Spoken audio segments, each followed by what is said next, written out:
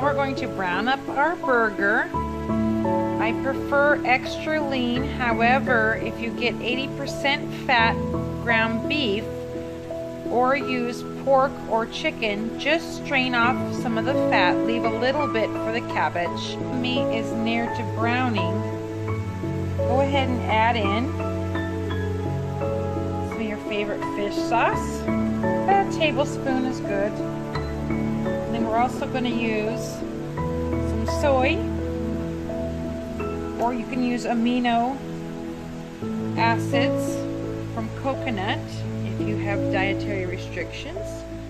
The next thing you want to do is add in 3 cloves of garlic and a little bit of onion just for the meat. We're going to add our green onion at the finish. Now you're also going to add in 1 peeled carrot, and I usually add this in right as the meat is near to brown. While the meat is finished browning, this is a good time to cut up 3 small peppers.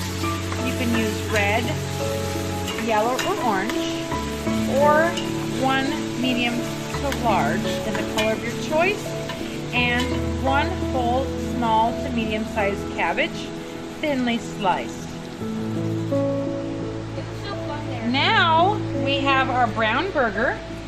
We added a little bit of water to loosen up the flavoring off the bottom of the pan, or called braising.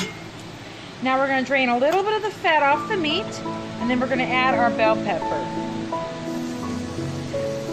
Now that we've skimmed off a large portion of the fat, as you can see, now we're going to add our bell pepper.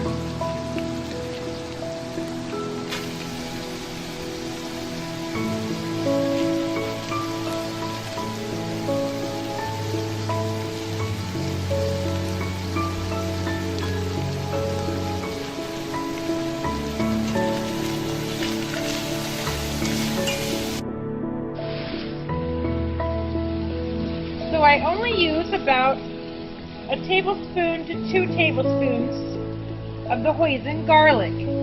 Now the garlic is important with this dish. Then we go ahead and add in our cabbage,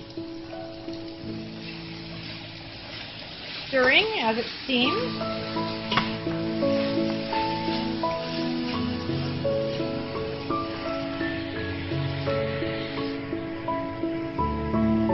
And then we finish off with some green onion.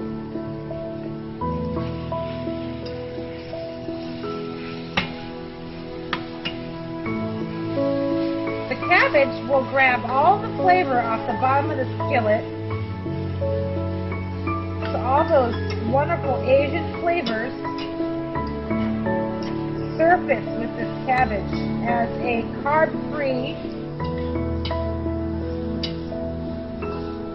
meal choice.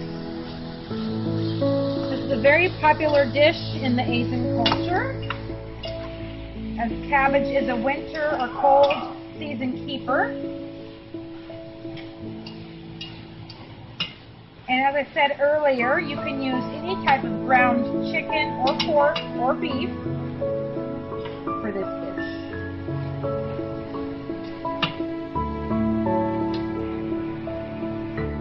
Adding in the chives or the green onion.